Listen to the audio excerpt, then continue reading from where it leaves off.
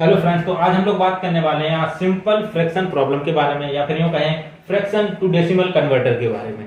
तो ये एक प्रॉब्लम है।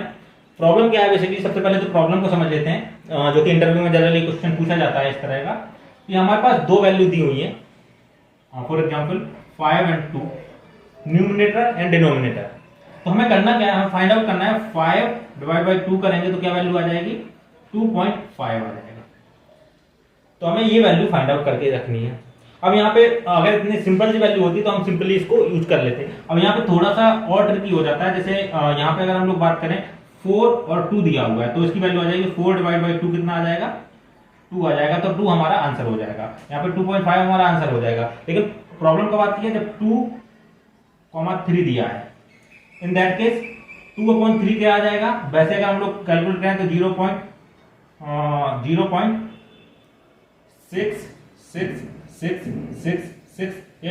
बढ़ता ही जाएगा, कभी खत्म नहीं होगा। तो इस केस में हमें क्या करना है? इसको इस तरीके से लिखना है, 2/3 को हमें इस तरह से लिखना है 0, और जो रिपीटिंग कैरेक्टर है उसको 6 है तो उसको सिर्फ एक बार लिखना है, और फिर इसमें कुछ हमें मार्क लगा देना कि ये रिपीटिंग कैरेक्टर है। तो या तो हम इसके नीचे इस तरह से सिंबल लगा दें, या फिर इसको ब्रैकेट के अंदर बंद कर दें। इस तरह से ब्रैकेट के अंदर बंद कर दें। इसका मतलब क्या है कि ये 6 मल्टीपल टाइम रिपीट हो रहा है। तो हमें सिर्फ 6 को रिपीट, कई बार ऐसा हो सकता है कि इस तरह से कोई वैल्यू आ सकती है, जैसे 5.232323, इस तरह से कोई वैल्यू आ सकती है। तो हमें क्या करना है? 23 को ब्रैकेट में रखना है। 23 रिपीटिंग है तो 23 को ब्रैकेट में रखना है। कई बार ऐसा हो सकता है जैसे 2.67821 अब यहाँ पे आप देखेंगे कि इतना पूरा हिस्सा रिपीट हो रहा है, इतना पूरा हिस्सा रिपीट हो रहा है। तो हमें इस पूरे को ब्रैकेट में रखना है। समझ में आया? तो जब तक प्रॉब्लम यहां तक थी, ये और ये, तब तक तो बहुत सिंपल था। लेकिन जब ये केस आते हैं तब यहाँ पे प्रॉब्लम होती है। तो इस प्रॉब्लम को कैसे सॉल्व करना है? काफी टफ प्रॉब्लम मानी जाती है, लेकिन इसको कैसे सॉल्व करना है? तो सबसे पहले तो हमारा ये वाला हिस्सा तो आराम से हम लोग फाइंड आउट कर सकते हैं, दशमलव के इस तरफ वाला। तो सबसे पहले हमें क्या कर लेना है? इस वैल्यू को फाइंड आउट कर लेना। उसके बाद हमें चेक करना है कि क्या दशमलव या डेसिमल के बाद कोई वैल्यू है या नहीं है। तो सबसे पहले हमें क्या करना है? हम क्वेश्चन निकालेंगे q इक्वल टू, इसको n मान लेना है, इसको d मान लेना है, न्यूमरेटर डिनोमिनेटर। तो n डिवाइड बाय d, ये आपका इंटीजर टाइप है, ये इंटीजर टाइप है। तो जब भी आप डिवाइड करेंगे तो आपको यहाँ पे 2.5 नहीं मिलेगा, क्योंकि ये दोनों इंटीजर हैं तो इसकी वैल्यू इंटीजर मिलेगी। तो यहाँ पे 2.5 को ये चेंज कर देगा, सिर्फ 2 मिलेगा आपको। जब भी आप इस तरह से डिवाइड करेंगे तो आपको 2 मिलेगा, 2.5 नहीं मिलेगा। क्यों? क्योंकि ये भी इंटीजर टाइप है, ये भी इंटीजर टाइप है, और ये भी इंटीजर टाइप है। और जो रिजल्ट आएगा वो 2.5 आएगा, जो कि डेसिमल या फ्लोट या डबल टाइप है। तो ये वाला हिस्सा हट जाएगा और आपकी वैल्यू ये आएगी। तो 2 तो आपको आसानी से मिल गया। अब आपको अगर पॉइंट के आगे कोई वैल्यू है ही नहीं, जैसे इस केस में था, तो आप सिंपली इसको रिटर्न कर देंगे। तो मैं यहाँ पे सूडो कोड भी लिखता जा रहा हूँ। सूडो कोड यहाँ पे हमारे पास हमें क्या निकालना है? फ्रिक्शन निकालना है। तो फ्रिक्शन नाम से मैं फंक्शन बना देता हूँ, फ्रैक्शन। इसमें हमारे पास न्यूमरेटर है और डिनोमिनेटर है। ये सूडो कोड लिख रहा हूँ, डिस्क्रिप्शन में आपको पूरा कोड मिल जाएगा। तो यहाँ पे अगर हम लोग बात करें तो सबसे पहले हम क्या करेंगे? क्यू निकालेंगे, इंटीजर टाइप का क्यू ले लेंगे, इक्वल टू n/d, और रिमाइंडर निकालेंगे, क्योंकि अभी हमें नहीं पता ना कि दशमलव के बाद वैल्यू आएगी कि नहीं आएगी। तो हम इंटीजर टाइप का ही रिमाइंडर निकालेंगे, एंड गेट रिमाइंडर d। तो यहाँ पे देखिए, अगर ये वाला, सबसे पहले अगर ये वाला केस होगा तो 2 डिवाइड बाई 4 तो क्या आ जाएगा? 2 आ जाएगा, और रिमाइंडर कितना आएगा? 0। तो हमारा आंसर कितना हो जाएगा? 2। तो अगर हमारा रिमाइंडर 0 है, यहाँ पे हम कंडीशन लगा देंगे, ये रिमाइंडर इक्वल टू 0, तब तो ये यहाँ पे रिटर्न कर देगा क्या?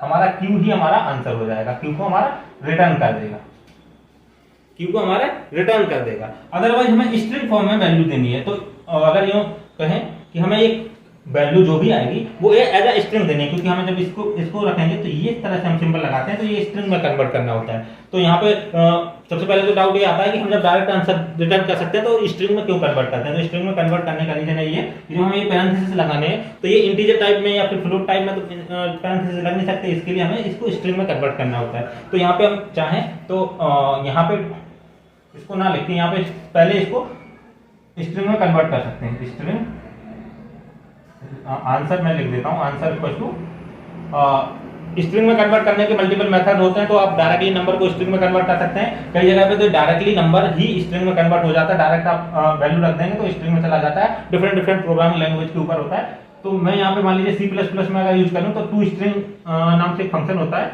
और यहाँ पे अगर मैं q डाल दूं तो ये स्ट्रिंग में कन्वर्ट हो जाएगा। और यहाँ पे इफ रिमाइंडर इक्वल टू 0 है, रिमाइंडर इक्वल टू 0 है तो क्या होगा, ये रिटर्न कर देगा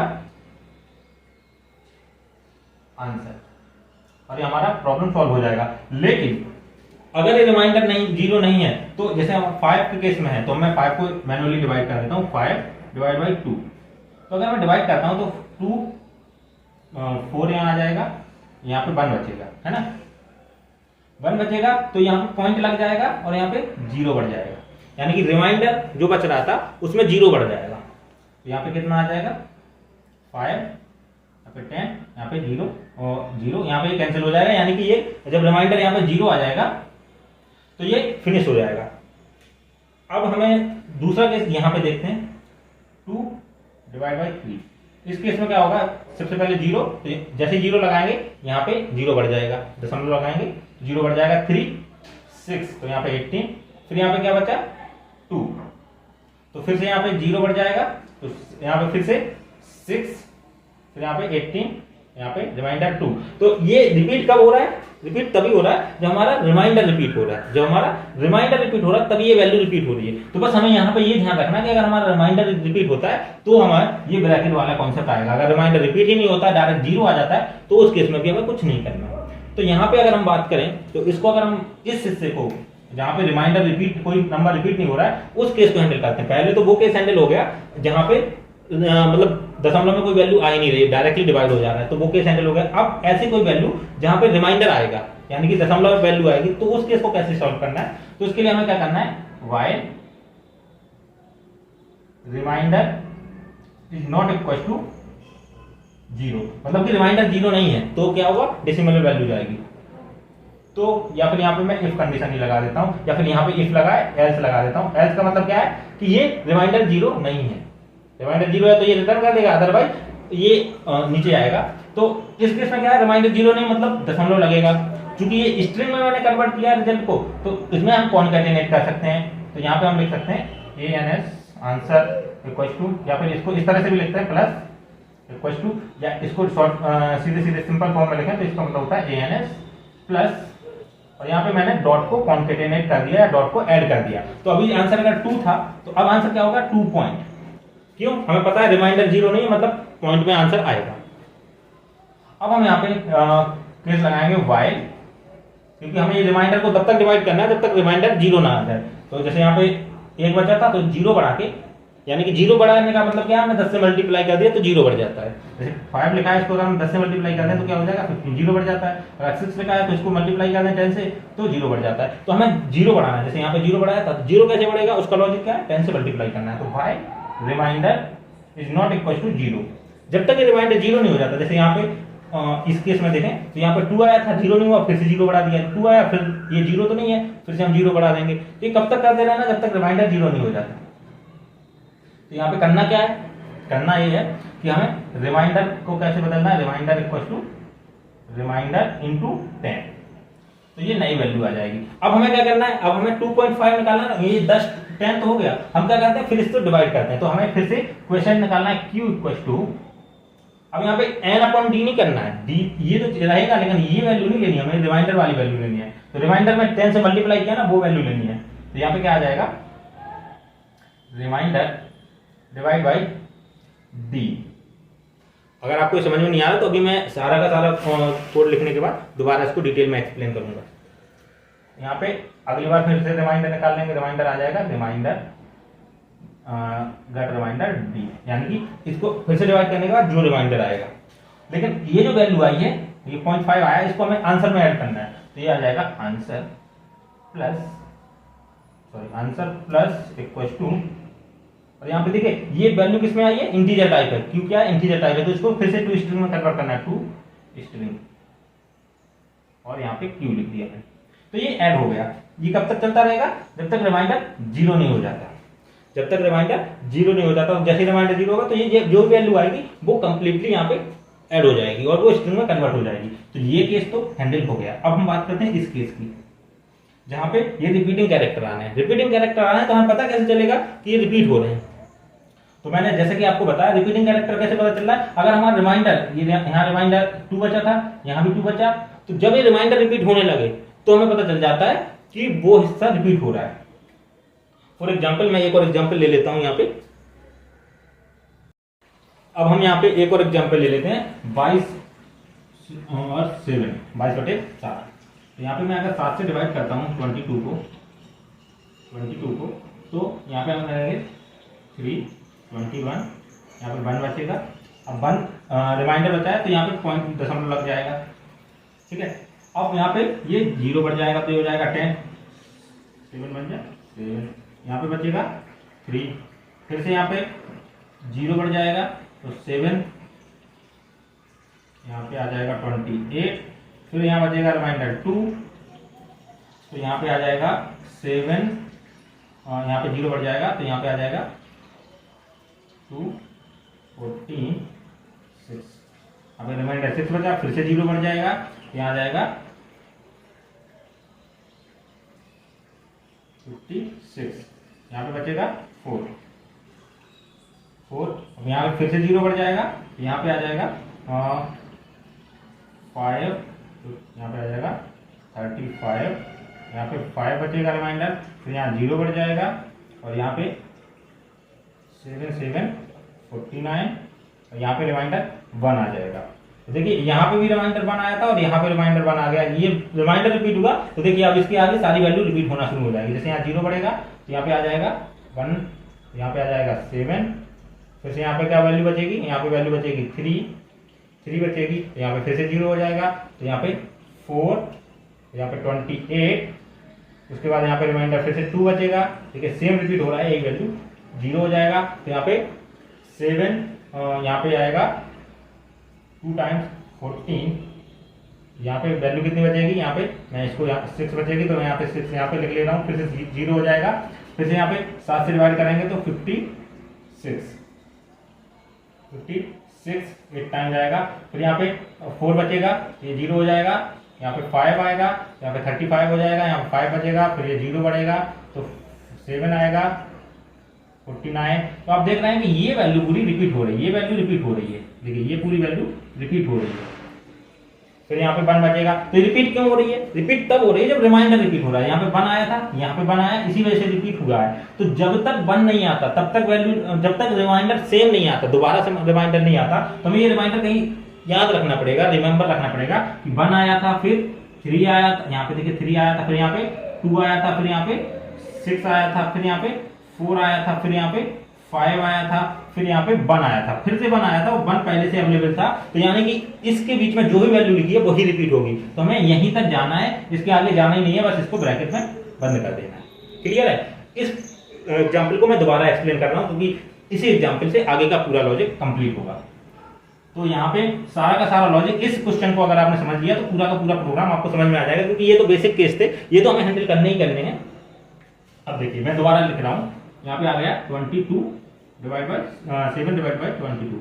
तो यहाँ पे देखिए 21 आएगा, नो यहाँ पे तो कोई दिक्कत नहीं है, 3 आ गया, तो हमने यहाँ तक ये वैल्यू ले ली, 3 आ गया, तो यहाँ पे आ गया 1। क्लियर है? ये वैल्यू आई, रिमाइंडर निकाला, रिमाइंडर हमारा कितना आया, रिमाइंडर हमारा 1 आया, यानी कि हमें पहले तो ये हमारी वैल्यू, आंसर की वैल्यू हो गई, यहाँ पे मैं आंसर लिख रहा हूँ, आंसर की वैल्यू हो गई 3, जो कि स्ट्रिंग के फॉर्म में। अभी देखा रिमाइंडर 0 नहीं है, रिमाइंडर 0 नहीं है तो हमें क्या करना है, दशमलव में वैल्यू आएगी तो हमने पॉइंट लगा दिया, तो यहाँ पे पॉइंट लग गया, ये वाली लाइन और ये वाली लाइन। ठीक है, अब हमने देखा कि रिमाइंडर 0 नहीं है तो हमें इसको रन कराते जाना है, रन कराते जाना है। तो यहाँ पे हमने 0 बढ़ाया, 10 से मल्टीप्लाई किया तो 0 बढ़ गया, फिर हमने फिर से क्यू निकाला, तो यहाँ पे कितना आएगा, 1 टाइम्स आएगा 7, फिर से क्यू कितना आ गया, 1 आ गया, 1। तो 1 को हमने आंसर में ऐड कर दिया, ये देखिए 1 को आंसर में हम ऐड कर रहे हैं, तो यहाँ पे हमारे पास 3 आ गया रिमाइंडर। फिर से रिमाइंडर 0 नहीं है तो फिर से हमें 10 से मल्टीप्लाई करना है, तो ये 30 हो जाएगा।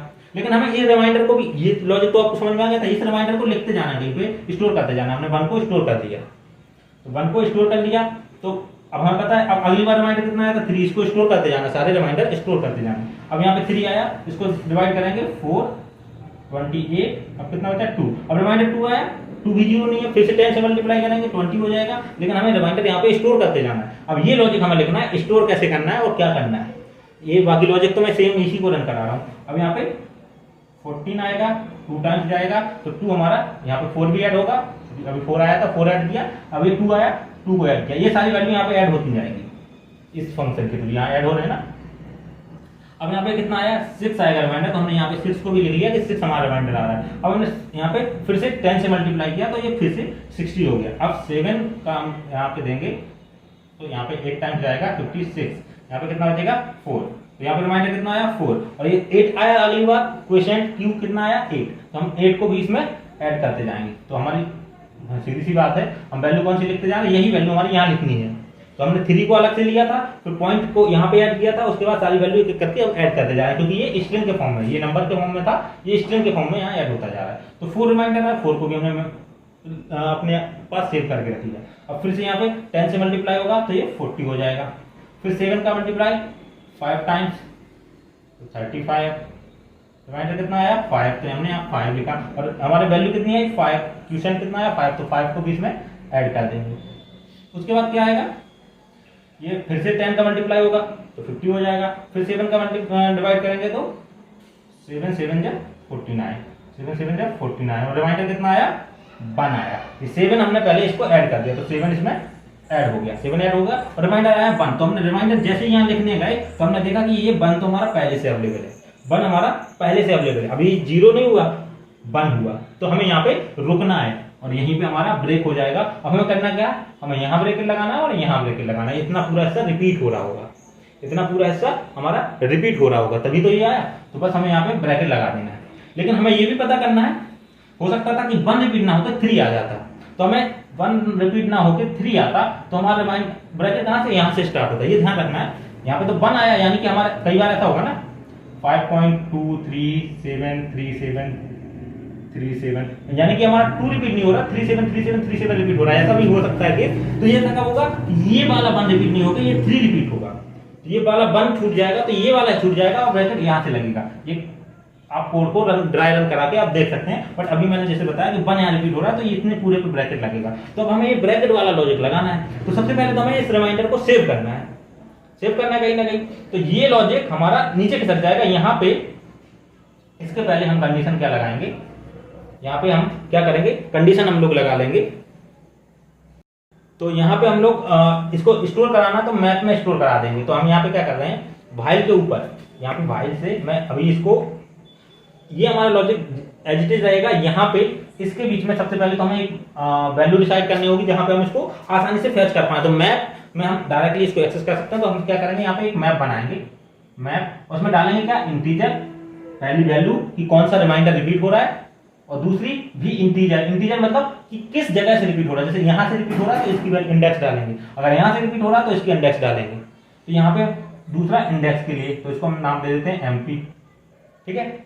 अब यहाँ पे हम क्या करेंगे, हर एक रिमाइंडर को, जितने भी रिमाइंडर आएंगे उनको स्टोर कराना है, तो वो स्टोर कहाँ कराएंगे, हम यहाँ पे कराएंगे। तो यहाँ पे अगर मैं लॉजिक लिखूं, इसका लॉजिक फिर मैं इस कोड को कंप्लीट लिख कर दूंगा और डिस्क्रिप्शन में भी दे दूंगा, तो वहां से आप देख सकते हैं। तो अब मैं इस कोड को यहाँ पे रिमाइंडर वाला पोर्शन यहाँ पे ऐड कर रहा हूँ। ये कोड कब रन होगा, सबसे पहले हम चेक करेंगे कि हमारा रिमाइंडर रिपीट तो नहीं हो रहा, रिपीट हो रहा होगा तो हम रोक देंगे। तो हमें यहीं चेक लगाना पड़ेगा कि रिमाइंडर रिपीट तो नहीं हो रहा, तो यहाँ पे हम लगाएंगे इफ। अब यहाँ पे हम चेक कैसे करेंगे, हम इस मैप में ढूंढेंगे कि मैप में वो रिमाइंडर है कि नहीं। तो MP डॉट, अब यहाँ पे देखिए डिफरेंट प्रोग्रामिंग लैंग्वेज के अकॉर्डिंग डिफरेंट तरीके से आप यहाँ पे रिमाइंडर को देख सकते हैं। तो यहाँ पे अगर C++ की बात करें तो यहाँ पे काउंट फंक्शन होता है जो कि काउंट कर देता है कितनी टाइम आया है, और अगर एक टाइम, क्योंकि हमें कितनी टाइम आने से मतलब नहीं, अगर एक टाइम भी आया तो एक ट्रू दे देगा, अगर एक भी टाइम नहीं आया तो रिटर्न 0 दे देगा। तो यहाँ पे हम बात कर रहे हैं रिमाइंडर हम फाइंड कर रहे हैं, तो ये एक तरह से काउंट फंक्शन है, बट ये एक तरह से चेक करने के काम आ जाता है। तो अगर ये यहाँ पे सीधी सी बात है, काउंट का मतलब अगर यहाँ पे अवेलेबल होगा मैथ में तो पता चल जाएगा, और जैसे ही पता चलेगा तो हमें इसको ब्रेक करना है, या इसको क्या करना है, ब्रेक करना है। ब्रेक तो करना है हमें, बट ब्रेक करने से पहले हमें ये ब्रैकेट लगाना है। तो ये ब्रैकेट का लॉजिक इसके अंदर आ जाएगा, ब्रैकेट का लॉजिक इसके अंदर आ जाएगा। तो ब्रेक करने से पहले हमें क्या करना है, रिजल्ट में, सॉरी आंसर था हमारा, आंसर में हमें क्या करना, आंसर इक्वल टू आंसर, और लास्ट में हमें ब्रैकेट लगा देना प्लस, और ये स्ट्रिंग है तो हम इसको कॉन्कैटिनेट इस तरीके से कर सकते हैं। इस एरो को मैं थोड़ा सा इस तरह से बना देता हूँ हाँ, यहाँ पे हमने क्या किया, ये क्लोजिंग ब्रैकेट यहाँ पे डाल दिया, क्लोजिंग ब्रैकेट तो डाल दिया, हमें ओपनिंग ब्रैकेट भी डालना है। तो ओपनिंग ब्रैकेट के लिए हम क्या कर रहे थे, यहाँ पे हमें रिमाइंडर को हम लोग स्टोर करा रहे थे। ओपनिंग ब्रैकेट कहाँ डालेगा ये अभी हमें नहीं पता, क्योंकि अभी हमने इंडेक्स को स्टोर नहीं कराया। तो ये कोड यहाँ पे आएगा। मैं अभी इसको यहाँ पे जब रिमाइंडर बन रहा होगा तो हम क्या कर रहे होंगे, ये जहाँ क्लोज होगा उसके बाद बताते हैं। यहाँ पे रिमाइंडर में क्या डालेगी वैल्यू, रिमाइंडर निकलने के बाद यहाँ पे इस लाइन पे ये रिमाइंडर मैप में स्टोर होगा। तो यहाँ पे स्टोर क्या होगा मैप में, mp डॉट यहाँ पे इंसर्ट हम फंक्शन लगा सकते हैं इंसर्ट, और यहाँ पे क्या डाल देंगे, पेयर डाल देंगे। पेयर में क्या रहेगा, इंटीजर टाइप का, दूसरा भी इंटीजर टाइप का। अब इंटीजर क्या होगा, इसको मैं नीचे लिख देता हूँ, मैं इस पूरे कोड को डिस्क्रिप्शन में दे दूंगा तो वहां से आपको समझ में आएगा। तो यहाँ पे वैल्यू क्या आ जाएगी, पहली वैल्यू आएगी रिमाइंडर और दूसरी वैल्यू आएगी इंडेक्स। इंडेक्स क्या है, इंडेक्स आपका क्या हो जाएगा, यहाँ पे इंडेक्स जो होगा आपका, इंडेक्स जो आपका होगा वो यहां तक का जो भी वैल्यू आएगी वो रिजल्ट की होगी। तो रिजल्ट ans.length, और ये इंसर्ट हो जाएगा, ये यहाँ पे रहेगा ये, और यहाँ पे अब हमें पता चल गया कि किस इंडेक्स पे आएगा। तो यहाँ इस इंडेक्स पे हमें यहाँ पे इंसर्ट कराना है। तो यहाँ पे आंसर, ये स्ट्रिंग का फंक्शन है, डॉट इंसर्ट, ओपनिंग ब्रैकेट का इंसर्ट होगा remainder, sorry answer of remainder में क्या इंसर्ट होगा, ओपनिंग ब्रैकेट, बस। और यहाँ पे हमारा ब्रेक हो जाएगा, और लास्ट में हम रिटर्न क्या करा देंगे, हम रिटर्न करा देंगे रिजल्ट। तो अभी मैं इस कोड को मतलब अभी मैंने इस तरह से बताया कि कौन सा कोड कहाँ आएगा। अब मैं पूरा कोड अच्छे से लिख के और लाइन बाय लाइन आपको एक्सप्लेन कर देता हूँ। तो ये आपको कोड डिस्क्रिप्शन में भी मिल जाएगा और मैं यहाँ भी एक्सप्लेन कर दे रहा हूँ। मैंने सारा कोड लिख दिया है। सबसे पहले क्या करेंगे हम, सबसे पहले तो हमें एन और डी दिया हुआ है, तो सबसे पहले तो उसको हम डिवाइड कर लेंगे। डिवाइड करके डेसिमल के आगे वाला पूरा का पूरा हिस्सा हमें मिल जाएगा, डेसिमल के आगे वाला पूरा का पूरा हिस्सा हमें मिल जाएगा।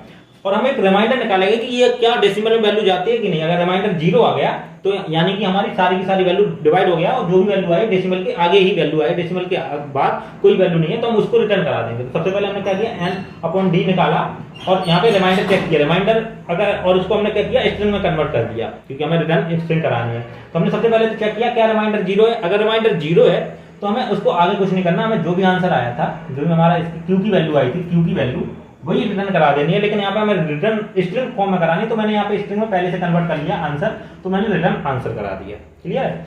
अब क्या किया, अगर रिमाइंडर 0 नहीं है, रिमाइंडर 0 नहीं मतलब दशमलव के बाद भी वैल्यू आएगी, तो एल्स में चले गए।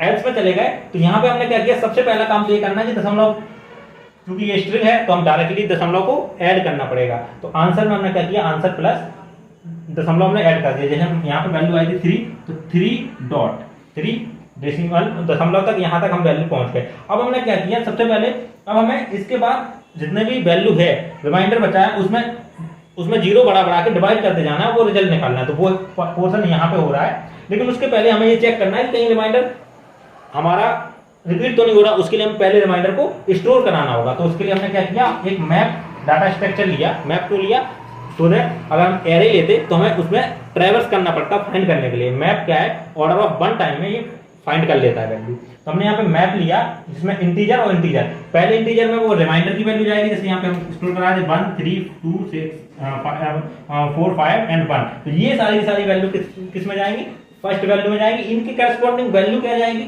जब 1 स्टोर कराया था तो वो यहाँ पे 1 आया था, तो यहाँ पे इस तक की वैल्यू आएगी, इंडेक्स जाएगा 0 1 इंडेक्स जाएगा। तो यहाँ पे इंडेक्स स्टोर होगा, दूसरी वैल्यू क्या होगी, इंडेक्स स्टोर होगी। अब हम सबसे पहले चेक करेंगे, जब तक कि हमारा रिमाइंडर 0 नहीं हो जाता तब तक हमें पूरा का पूरा प्रोसीजर रन कराना है। तो या तो हमारा रिमाइंडर 0 हो जाए या फिर रिपीट हो जाए। तो हमने रिपीट की कंडीशन यहाँ लगा दी, मतलब कि अगर रिपीट हो जाए तब भी रुकना है। तो इफ mp.count, अगर इसमें जो रिमाइंडर है वो अवेलेबल है, यानी कि रिपीट हो रहा है, जैसे अभी तो कुछ नहीं है तो अभी तो ये रन करेगा नहीं, ये पूरा हिस्सा करेगा ही नहीं, यहाँ से स्टार्ट होगा। तो अभी मैं इसको भूल जाता हूँ, यहाँ पे आ जाते हैं, इस हिस्से को अभी भूल जाते हैं। mp.insert, तो यहाँ पे इंसर्ट क्या होगा, जब रिमाइंडर 1 था तो यहाँ पे रिमाइंडर क्या आ जाएगा 1 इंसर्ट हो जाएगा। और आंसर डॉट लेंथ, इसकी लेंथ कितनी थी, अभी इसकी लेंथ कितनी है 2, तो ये लेंथ स्टोर हो जाएगी 2। ठीक है, 1 के करस्पॉन्डिंग यहाँ पे मैं लिख ही देता हूँ, 1 के करस्पॉन्डिंग लेंथ हो जाएगी 2।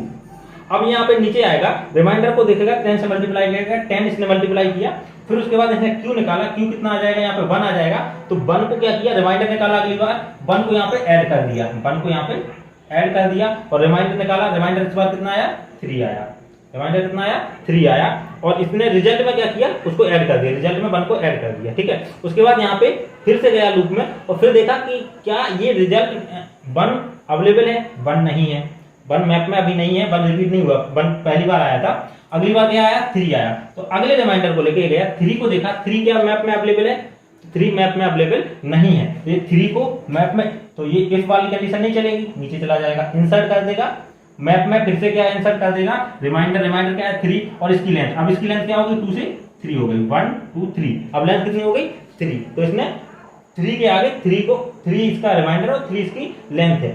सिमिलरली यहाँ पे जब 2 आएगा, इसका अगला रिमाइंडर 2 आएगा, तो 2 के साथ इसकी लेंथ हो जाएगी 4, 6 के साथ 5, 4 के साथ 6 एंड 5 के साथ 7, और 1 के साथ जब 1 आएगा तो यहाँ पे चेक करेगा कि 1 इसमें अवेलेबल है, तो 1 तो इसको पहले से मिल जाएगा, तो ये 1 चेक करेगा, 1 मिल गया, तो ये इसके अंदर जाएगा, और ये जो भी रिजल्ट है, जो भी आंसर था अभी तक का, तो यहाँ पे जो भी आंसर एंड में, आंसर के एंड में एक क्लोज ब्रैकेट डाल देगा, ये क्लोज ब्रैकेट इसके आंसर के एंड में डाल दिया, जब आंसर के एंड में क्लोज ब्रैकेट डाल दिया, अब इसको ओपनिंग में भी डालना, तो इंसर्ट करेगा कहां पे, इसका रिमाइंडर, एमपी रिमाइंडर निकालेगा, तो यहां पे वैल्यू कितनी आएगी, 2, एमपी मैप में रिमाइंडर कितना है, रिपीट कौन सा रिमाइंडर हो रहा है, 1, तो 1 के करस्पॉन्डिंग कौन सी वैल्यू पड़ी थी, 2, तो ये देखेगा कि 2 वैल्यू छोड़ के हमें वो लगाना है, तो यहाँ पे देखिए 3 को छोड़ देगा और दशमलव को छोड़ देगा, इसके बाद यहाँ पे ब्रैकेट को इंसर्ट कर देगा, इंसर्ट ब्रैकेट, और ये ब्रेक कर देगा, ब्रेक करने के बाद रिटर्न क्या कर देगा, आंसर, तो ये आंसर हमारा रिटर्न कर देगा। आई थिंक आपको ये समझ में आया होगा, कोड थोड़ा कॉम्प्लिकेटेड था, लॉजिक थोड़ा कॉम्प्लिकेटेड था, बट मैंने कोशिश की आपको समझाने की, कोड आपको डिस्क्रिप्शन में मिल जाएगा, लेकिन पहले आप इसको खुद से सॉल्व करके देखिए और ट्राई कीजिए कि आप इसको बिना कोड देखे इसको रन कर पाएं। फिर भी अगर आपको कोई डाउट होता है तो आप नीचे कमेंट बॉक्स में लिख सकते हैं। अगर आपको वीडियो पसंद आता है इसको लाइक कीजिए, अगर आपने अभी तक चैनल को सब्सक्राइब नहीं किया इसको सब्सक्राइब कर लीजिए। मिलते हैं नेक्स्ट वीडियो पे। Thank you for watching.